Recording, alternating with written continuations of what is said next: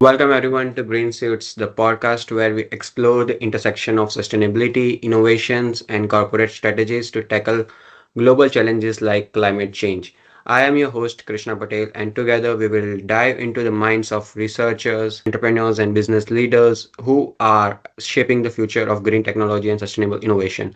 So, at Green Suits, our goal is simple: to inspire actionable insights and discover the strategies that empower industries to balance profit with purpose, ensuring a healthier planet for future generation. Today, I am thrilled to introduce our guest, Dr. Dhananjay Dileep.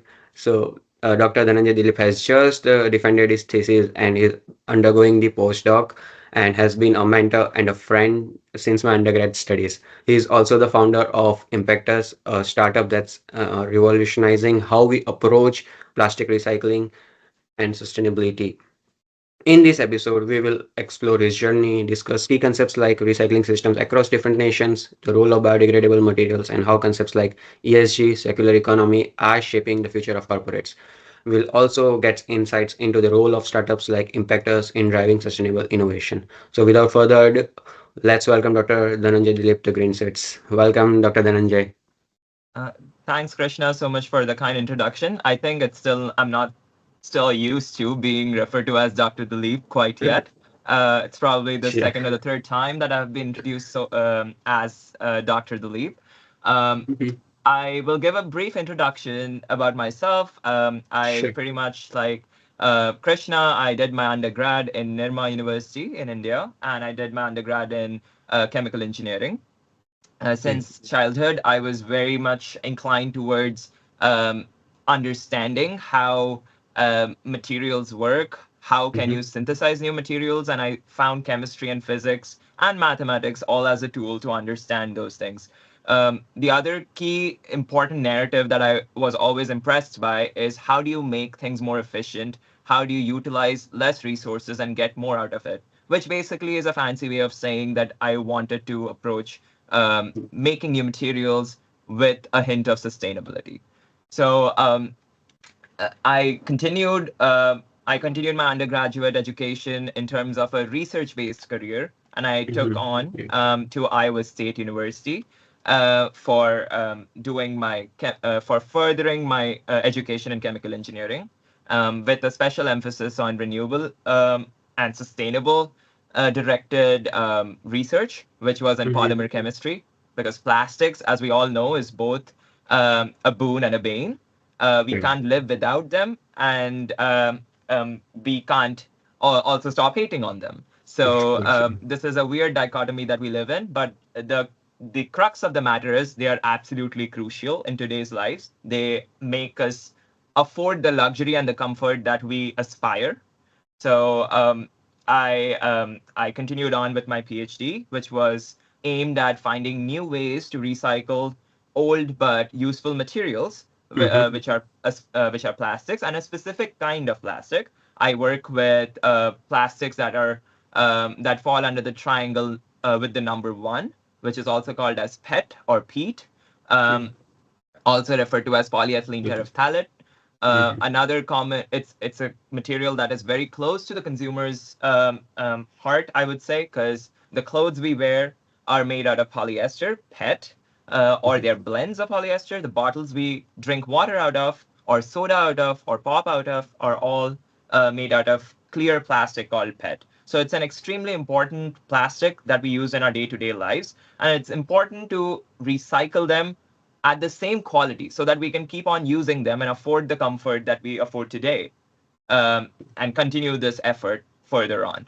So that's a little bit about me, my research. And now, during Sure. that journey of my PhD, I realized that I did not want my research to sit in some dusty pile. Rather, um, Good. convert it into something that actually reaches the masses. So converted from research into a technology, which is what I envision for as the purpose of this whole program, where when science finds a purpose, that's when it reaches its objectives. Sure. It only finds its purpose when it solves a problem. And with the technology, with the research efforts that I've dedicated about 4 years of my life, I would want it to cater to a global need, which is solving one of the plastics problems that are persistent in the environment. Yeah, and even I believe that research becomes really important, or it has an impact when it becomes commercialized. Yeah, Yeah, for sure. yes, there's definite beauty in scale. Like when what we do in lab scale and in test tubes to round bottom flasks, and then we see that happen in like a 10-gallon reactor or like a 50-liter vessel, you kind of appreciate that it's the impact that it can have. And Mm, when somebody uses your product and realizes that this product will actually make a difference, that's when you really understand the global, like the bigger goal of your research. definitely. And even like when we were in our undergrad studies, when I first met you, like in the international conference, from that point, I know you had a tremendous love for sustainability, and you were one of the drivers which drive me towards sustainability, to be honest. No, thank you so much. No, sustainability was a shared component during my undergrad research. It was in Mm, different areas because sustainability is not yeah. only used in plastics. Along with one of my close friends and colleagues who also finished his PhD, Deep, I worked on simulations to avoid unnecessary experiments. That also Mhm. aims at sustainability from a different angle. If you can avoid the use of certain material resources and you can just do simulations to understand how you can make processes more sustainable, then that also contributes to green energy, that contributes to clean technology. Similarly, we had an initiative at Nirma University called the Idea Lab, where we were Mm, trying to work on methods to utilize solar energy to also desalinate water and produce a hydrogen as a clean source of fuel. So basically, this concept is also called as the concept of an artificial leaf. So designing yeah. materials or catalysts that could actually speed up that reaction of breaking down water into its components, hydrogen and oxygen, and in the process also desalinating the water. So solving two problems with a one universal silver bullet solution. Of course, the solution is not that easy, and we Yeah. spent about a year and a half on that project, and we learned quite a good deal about what goes into making a good catalyst or material to be able to do so. Definitely. And even I feel that the green technologies are really hard to commercialize given their economic feasibility compared to the existing processes that we have. So, yeah, there's a long way ahead.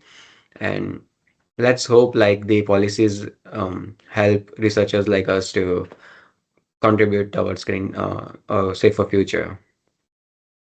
And now I would like to ask, like, was there a specific moment or experience that sparked your passion for green technology, like during your undergrad? That's a great question. I believe that there is not one specific moment that I can trace to, but there are multiple instances which reiterate over my entire education that we need to be better about these.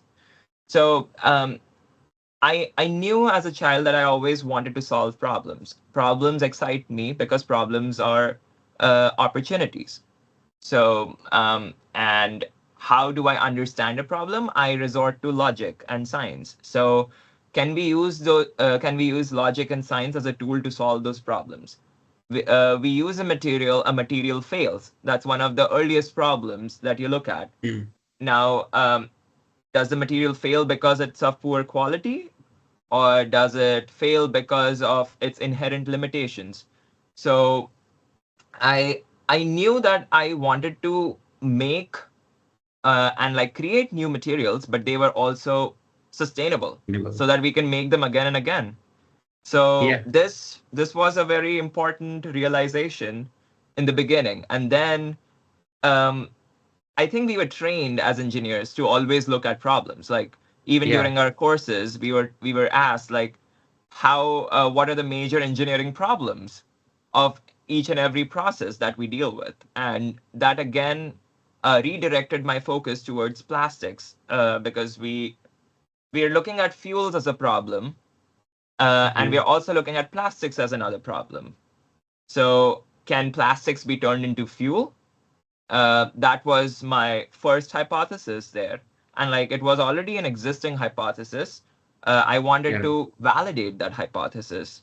So that was one of my initial projects at Nirma, where I wanted to increase the calorific value of fuel by being able to Pyrolysis. extract valuable components out of plastic, waste plastic, so that you can Hmm. you can improve efficiency of burning and actually extracting more energy out of the fuel that we already have. So that was one way I could say that I was interested towards plastics. The other way, where I was trying to find a grave for plastic, was making low density, high strength bricks. So if you could use plastics as aggregates instead of sand, which would produce low density but high strength materials, because plastics are usually lightweight materials Yeah. and they're still strong. So if you can use them as aggregates to support bricks or make high performance bricks, that would be something really useful.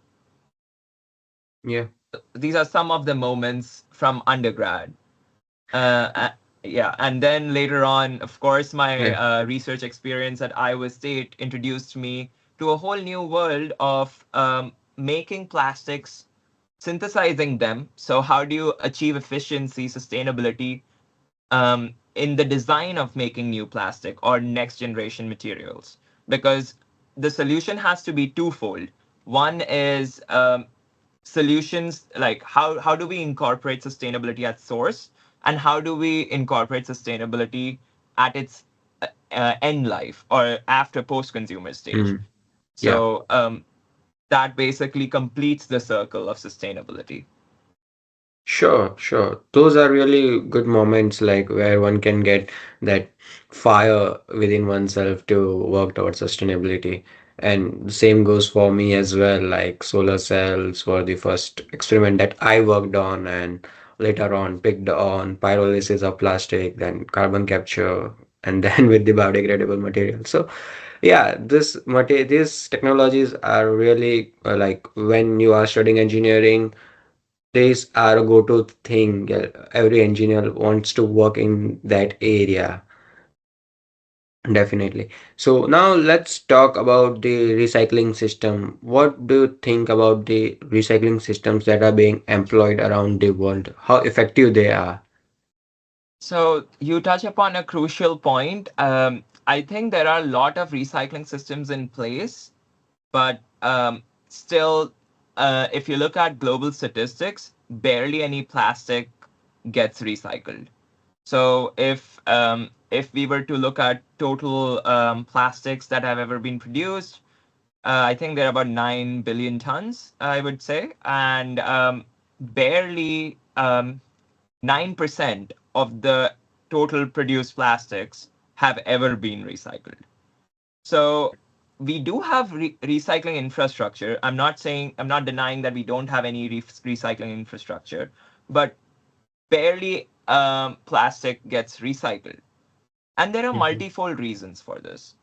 One of the biggest reasons is that plastic waste is not it's not simple. It's a complex stream. It is usually mixed with day-to-day food consumption items, or it's a big part of municipal solid waste.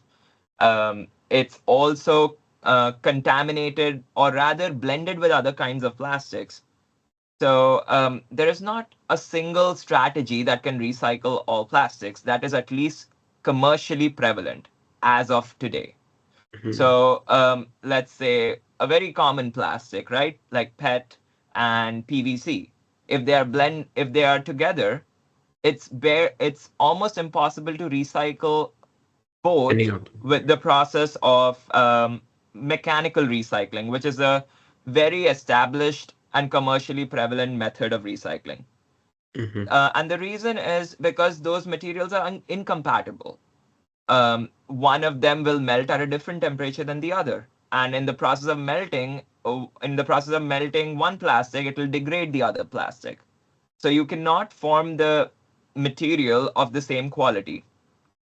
The other problem is, specifically if you look at US, um, the US has about produces about 12% of the municipal solid waste. Um, that's what the latest global statistics, I believe, say. Obviously. And I believe 4% of the world's population. So you can kind of see that there is a huge gap in how much waste it produces per capita Yeah, compared to other countries. Now, of course, what it used to do is there was a lot of waste that was being exported to other countries because the other countries also needed it. It was not that they didn't want it. They had secondary markets that they would recycle waste and actually integrate it into their economy. So, hmm, but now with recent bans on importing plastic waste coming up in more developing and almost developed countries, I would say, it's fine. I mean, everyone is finding hard to deal with the domestic plastic waste that they're producing. Like, for how do they sure. actually recycle waste? Like, as of today, if you really look at what material is recycled, it is paper and cardboard. Yeah, That's the most recycled material right now on the planet. About 60% of paper and cardboard, that I would say 60 to 70%. The statistics vary depending on what source you're reading, but 60 mm, to 70% of paper and cardboard actually get recycled. Like they get collected and they actually make it to the recycling facility and they get refurbished into other products. Glass and aluminum, I think, ranks number two on the list, and then closely followed by glass, because they can be recycled almost infinitely without definitely. any loss in material performance. So, And yeah, yeah, go ahead. yeah. And even I think like the segregation is also a major problem in the countries. Like people are not aware which plastic to like which plastic is going to get recycled or and which is not. So there you again hit a very crucial point that consumer responsibility also is key. So we are trying to offload some responsibility onto the consumers, but the consumers are not aware enough yet to exercise those choices. Like when they see that, oh, you're supposed to only put this kind of plastic in this bin, they might not be aware enough to follow those protocols. So protocols have Yeah, been established, but they may not have been they have not been translated or to the consumers that effectively. Europe does much better. Europe has definitely. about, I think, 60% of its plastic waste being recycled, and that predominantly is PET. But Mm-hmm. I would still say the inherent problem with mechanical recycling or existing recycling is that it produces inferior grade plastic. What do you do with it? It ultimately you can recycle it once or twice at the Yeah, maximum, but what after that? Like you'll have to landfill it or burn it, and either way, you are causing more problems than hitting onto a sorry. solution. Sure. And even like you have the experience of US recycling system and Indian recycling system as well. So what do you see the difference and how So do I think the that in both the countries, people know that it is good to recycle. The difference, like growing up in India, I knew that, oh, if you can use it again, you should be trying to use it. Like as a kid, we would save plastic mm, bags that we get from the groceries and like probably put them under the sink. This is the same Yeah. practice that we follow even in the US. I see no difference in, um, honestly, the consumer's approach. Of course, the amount of waste that is generated, the food waste that's generated along with plastic is more in the US than in India, but also it comes with tighter regulations. So Yeah.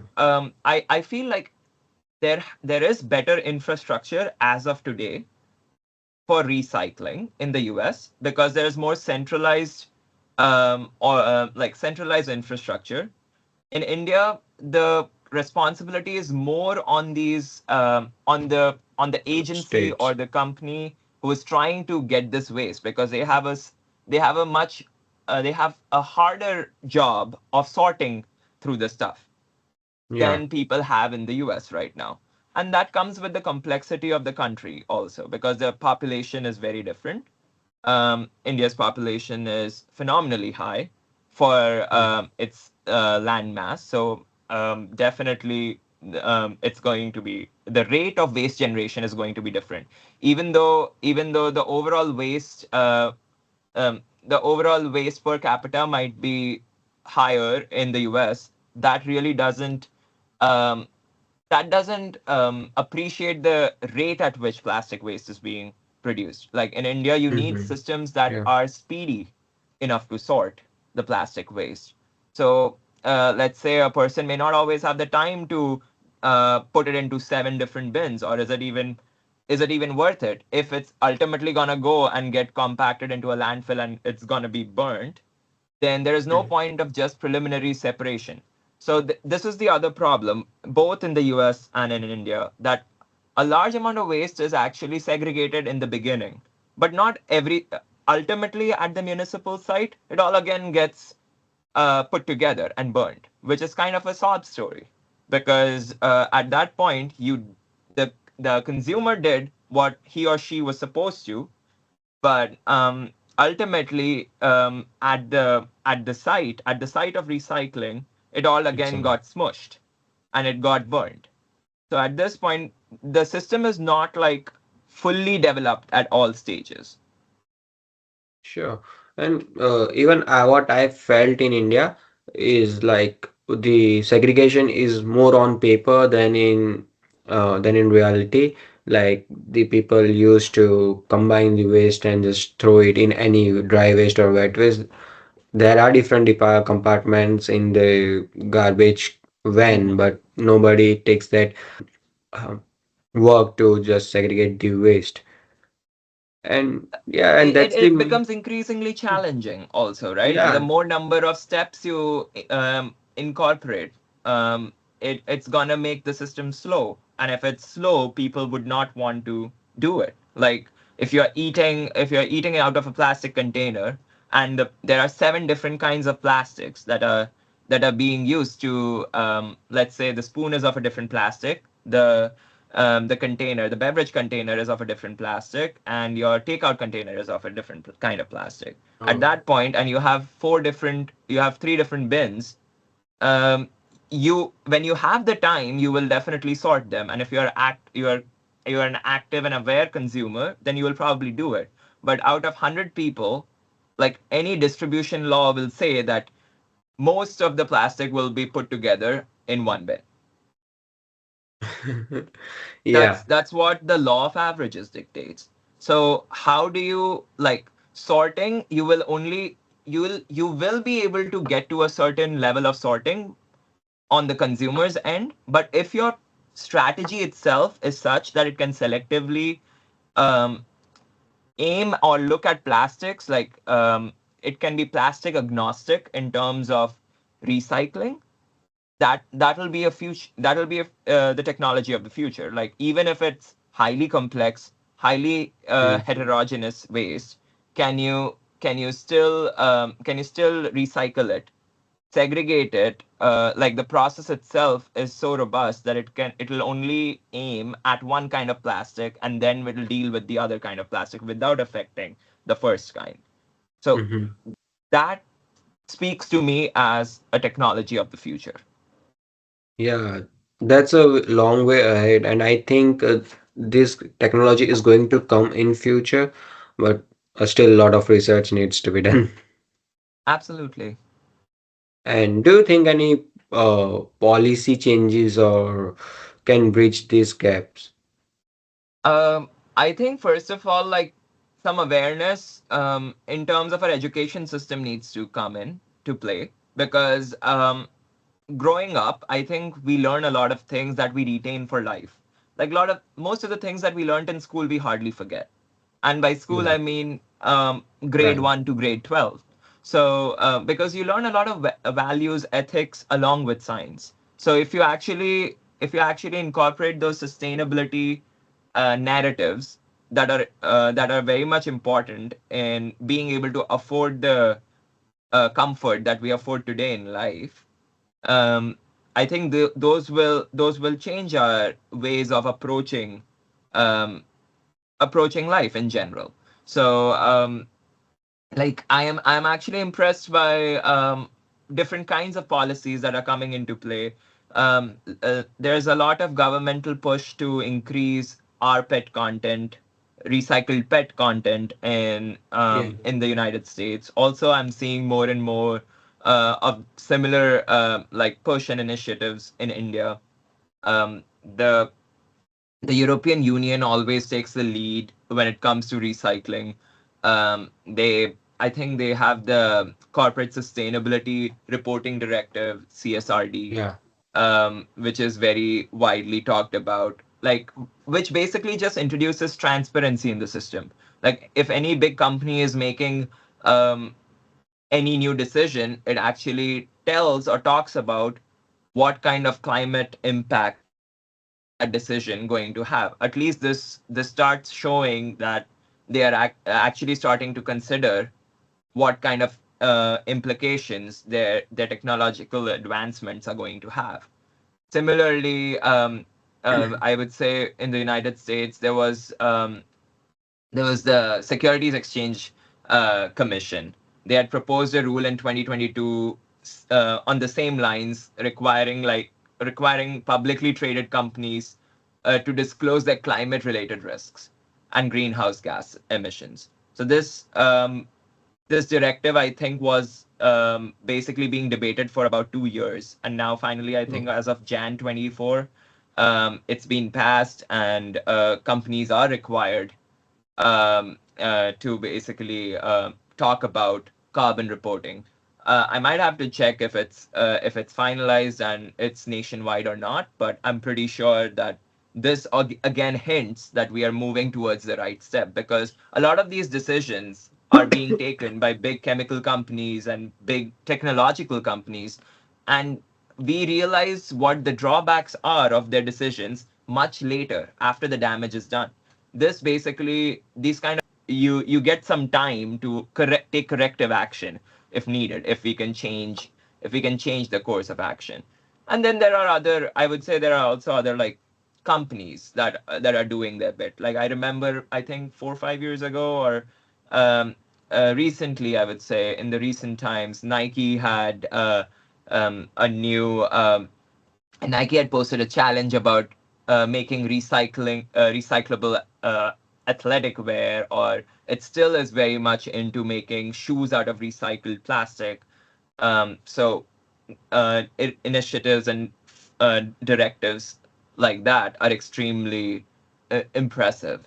They are still new and young, and we need more of these, but it's a baby step yeah. towards a 1,000-foot journey. So Even the main plastic generating companies like Coca-Cola are taking hmm the leap, like preparing the whole bottle from recycled 100% plastic. Yeah, recycled plastic. Absolutely. That's again the real numbers on how that 100% recycled plastic comes, like how is that coming into the market? Is it still coming from mechanical recycling? Is it coming from other kinds of recycling like chemical recycling? Needs to come out to the public because there's a lot of numbers that we have to look at. And as a researcher, as a consumer, I have realized that we are absolutely awful at understanding numbers when they are large or when they are very small. We can only visualize numbers if we can appreciate size of something. So that's when it all gets hazy. Yeah. Um, okay, so now let's talk about your startup. Tell us about your startup, imPETus, what inspired its creation, and what problem are you solving? That's this topic is extremely close to my heart, and I don't think I ever get bored about talking about impetus. So impetus, the word we coined in with the vision that it was a different force, a change, a paradigm shift in sustainability, and it had pet right in the center. And how I envision impetus is immortal PETUSA. So kind of a wordplay of three Mhm. concepts. Um, what we are really trying to solve is to keep the carbon in the economy in a functional way, because everybody wants to recycle plastics, but recycling them while maintaining quality is extremely important, and which is what I think I am extremely passionate about. Because if you want to make a plastic retain its valuable or like valuable properties, you need to look at methods that approach recycling differently than what is commercially existing. So Yeah. currently, I'll give a little bit of background so that you can appreciate what the difference is in the technology. Um, Currently, most PET bottles are thermomechanically recycled, which basically means they are put into an extruder barrel, which is Mhm. heated. Um, Plastic bottles are collected, they are shredded into small pieces, and they are put into an barrel, and they are heated, and they are recast into another product. Typically, plastic bottles um, in this process lose their quality because they're exposed to high temperature, moisture, oxygen, and all these at those high, extremely reactive conditions cause plastics to break down, deteriorate in quality, and not be useful in the same manner as their first life. So instead of approaching this problem in terms of mechanical recycling, if you think about undoing the process of making plastic, like think about Yeah. knitting, right? Like, and you're doing a stitch, and then you unravel the stitch. So or you think about a box set of Legos. You've made a whole set, now you want to play with it again. So what you do is you literally disassemble each of the components. So plastics are also in the scientific community mostly are polymers, which means they are made of similar kind of units, but multiple of them linked together. So what the process at imPETus focuses on is disassembling those multiple pieces that are linked together back into individual blocks. So now you can build it again and again, and you can break it again and again. So you are not losing quality in this process. What happens is a bottle can be made back into a bottle. A fabric can also be made into a bottle, because it literally depends on the demand as to what do you want to make out of it. It can Yeah. be repolymerized um, to whatever product you want it to be. Whereas typically in conventional mechanical recycling, a bottle rarely finds its way in the market as a bottle in the second life. It usually goes into fabric, and a fabric then goes into probably carpet or even further low value application, or then it finally ends up into the landfill. So instead of going the downcycling path, if you actually have recycling with retention and quality, that's the future that we envision at imPETus. Yeah, that's a really fascinating thing. Like managing the quality is the most important thing in recycling. And can you tell me about the energy perspective, like how energy intensive this process is, and how the chemical recycling is better? So, chemical recycling overall is definitely going to be more energy intensive than mechanical recycling. Like, the amount of energy that is invested in a chemical process, if you look at the materials that are used, are typically higher than mechanical recycling. And at this point, I will say that without doubt, mechanical recycling is cheaper or more energy efficient. But that Hmm. is just from one life cycle. What Okay. happens after 20 recycling lives is what we are looking at, because Hmm. we know that we have limited resources Yeah. and almost infinite demand, or I can definitely say growing demand, because the population is growing, so your demand is growing. Um, so how do you deal with that problem? Like, this mechanical recycling might be a short-term strategy, but like even in our portfolio, we have short-term investment and long-term investments. So I look at chemical recycling in that space, and it can be quite cost competitive. Actually, currently chemical recycling is not that energy efficient, which is the reason why it's not being adopted by industries at scale, because they find it cheaper to either export the waste, or they find it cheaper to burn the waste, or recycle it mechanically and then not deal with it. But there will be a pinch point that we'll approach once the feedstock of petroleum prices go up, because what will you do then? Right now, Yeah. it is cheaper to make virgin plastic than to uh, chemically recycle plastics, and the leading reason is um, the low cost of petrochemicals. Yeah. But we are heavily reliant on that low cost as the starting point. So how do we, like, we need to look further ahead, right? And that's where chemical recycling really comes into play. And the other real advantage I would say is it can deal with different kinds of plastics. Like, let's Yeah. say the same problem that I had with PET and PVC will not be encountered in this technology. Now, specifically at imPETus, I we are trying to make this process as energy efficient as it can be. So it is important. I borrow from Peter Thiel here. Peter, in his book, he talks about um, how when does a technology, or when does research really revolutionize an existing paradigm, or a technology reshape the world? When it brings an order of magnitude change in the current process parameters. So at imPETus, we are working on a technology that can actually deal with this plastic below 100 degrees, so below boiling conditions of water.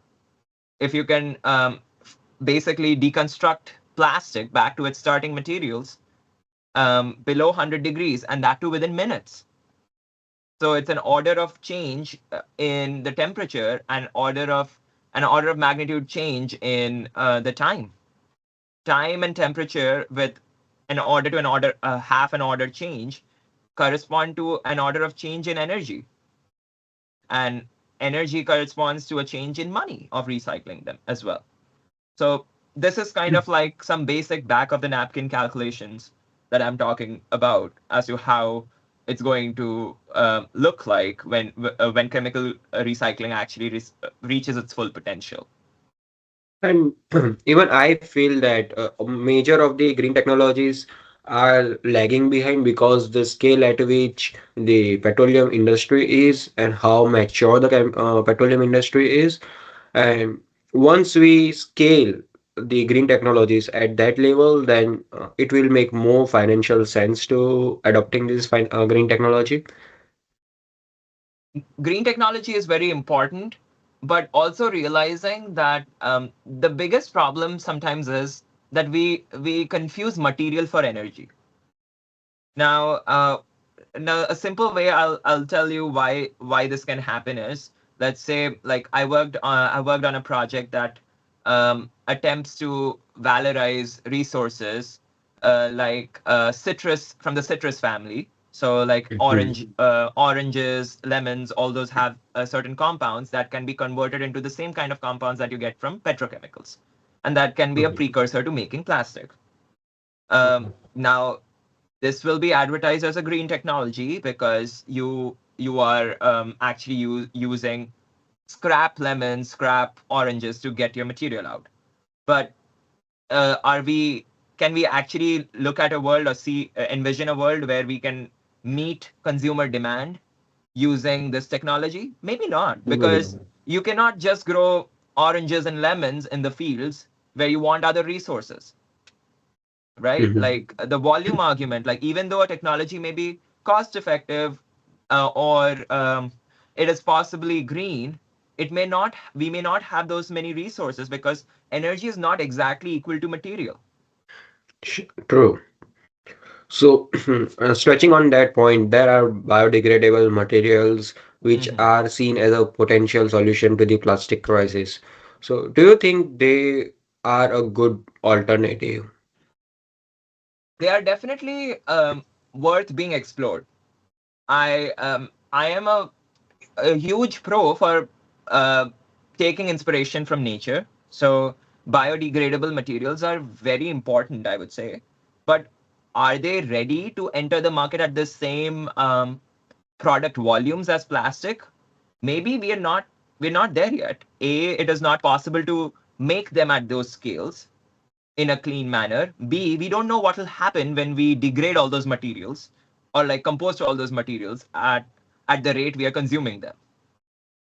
So let's say I want to be very real here. So out of all the plastics that are produced, only 1%, I think, if I remember my statistics right about bioplastics, is the global share of bioplastics. And there is a reason for this. Apart from the low cost of making, like the biggest reason is the low cost of making petrochemical based plastics, Yeah. but also bioplastics are highly understudied. Now, PLA, polylactic acid, Yeah. is a lead emergent leader in the realm of bioplastics. Now, biodegradable is a very broad and confusing term, which I really want viewers of the podcast or readers to educate themselves about that term a little more, because biodegradable doesn't clearly define as to how much time it takes to degrade. It will True. eventually go, but you don't know when. Or it'll extend into the lifespan of multiple generations. At that point, it's not really degradable because it's still going to occupy physical space in the environment for an extended period of time. Now comes True. compostable. PLA is industrially compostable. It is not backyard compostable. Yeah. So, industrially compostable means it requires certain aggressive conditions for composting, which may not be available in your backyard. So, it requires high temperature, high humid environments for its composting. It will not get composted in a desert in, let's say, Arizona here. So, True. that's also very important to realize the difference between compostable, like industrially compostable, and compostable. Now, PHAs are entering the space as well. Those are polyhydroxyalkanoates. Again, the problem with them is how do you make them at the scale to replace traditional plastics? That process itself is extremely energy intensive. So, sure, they basically deconstruct or depolymerize or degrade in the environment, but are they similarly useful? Do they have same? Are they cost competitive? Do they have the same properties and same material performance that conventional plastics guarantee? Not quite there yet. So, I mean, that's the dichotomy that I want to make people realize. And like when something degrades, what does it degrade into? That also has to be understood. Like, True. let's say you're using only PHAs and you're using only polylactic acid, all that goes into the soil or all that goes into water. What happens then? Like what are the long lasting environmental impacts of having excess amount of um, monomers essentially or other components that leach out of the degrading plastic? with degradation, they will also leach out other impurities that they have accrued during the entire process. Like polylactic acid is typically made out of dextrose. Dextrose that is again getting again you source it from cornstarch or corn. So what about the pesticides, herbicides, metals that bioaccumulate during that process? So it's not such a simple solution as to just say that bioplastics is the answer to plastics. True, and these kind of misconceptions I used to have, but when I did my research on the biodegradable material, I became aware like it's industrially compostable, and many recyclers are complaining that they are actually a hindrance to the common line of recycling. No, So absolutely. so biodegradable materials are still in the research phase, and even I think they are not the perfect solution to the climate crisis. True. So nowadays the corporates are using the terms ESG, circular economy. So how do you see impactors playing a role in circular economy? So I I definitely think like there is two things, right? Like there is governmental initiatives that also shape corporate policies. Like if the government is interested in recycling, it'll basically push policies, and the corporates typically will also try to align themselves with those policies so that they maintain those subsidies or whatever governmental contracts they have. So I think they go hand in glove there. Like um, it's the government followed with corporates, both causing major changes in how sustainability is being uh, viewed. Like I think I had talked about or briefly mentioned like this plan called climate action 100 plus kind of like deal. It's basically an investor led initiative. So it has like over like 700 investors, I believe. And basically they have invested like huge amounts of money in to look at like greenhouse emissions, Yeah. to reduce greenhouse emissions. So they're basically setting up like these ambitious targets to reduce greenhouse gas emissions. So this is kind of like a climate related financial risk, as I would say, or like responding to investor pressure. Like are we actually looking at things that are more sustainable now, like on a bigger scale? There are like I believe that there is also there's a science-based targets initiative as well, where companies are trying to line themselves with the Paris Agreement goals. So like Yeah. there's like science-based emissions, like GHG emissions goals. So again, the ozone layer depletion was being heavily talked about in the Paris Treaty. So how do we reduce greenhouse gas emissions? Because ultimately we are trying to assess greenness of technologies through these metrics like greenhouse gas emissions, ozone layer depletion, um, or other life cycle assessment studies. I am also really happy about like blockchain technology, I would say, because Mm. like look at like Walmart, right? Like today, if you have like a subscription of Walmart Plus, you can get groceries delivered or like other things delivered to your apartment. Now, let's say there are 100 people living in your neighborhood, and all of them do a Walmart delivery. Typically, the Walmart delivery will also try to lump deliveries in a single go. That is going to save fuel. Yeah. So typically these systems are ensuring that we are moving towards a more sustainable future. The the impact may not be immediately evident because it will take a longer time to actually show like it's causing a difference, but it will eventually do so. So these are like some of the technologies like in the space. I would say carbon credit accounting is another one that um, companies are now collecting data, analyzing how much carbon credits they're spending. Now, whenever you're like booking an aircraft, airline, air ticket, I would Yeah. say you always get the option of saying this is your fuel, like this is how much fuel you're saving if you choose this airline, this flight. vis-a-vis another airline, another flight. So Yeah. there is more data for sure. Yeah, true. The carbon data is going to be a next leap in the sustainability. And yeah, companies are coming nowadays with accurate carbon reporting and accounting. But I would say it's still in their development stage, and it will still take some years for these standards to be applied to most of the Absolutely. Because it's very industries. difficult as well, Yeah, right? Like changes will not be implemented in a day. sure. The technologies have been prevalent here for ages, and everybody is prone to inertia. So nobody really likes change. Everybody accepts it at their own pace sometimes. So True. yeah, people will take some time to respond to change.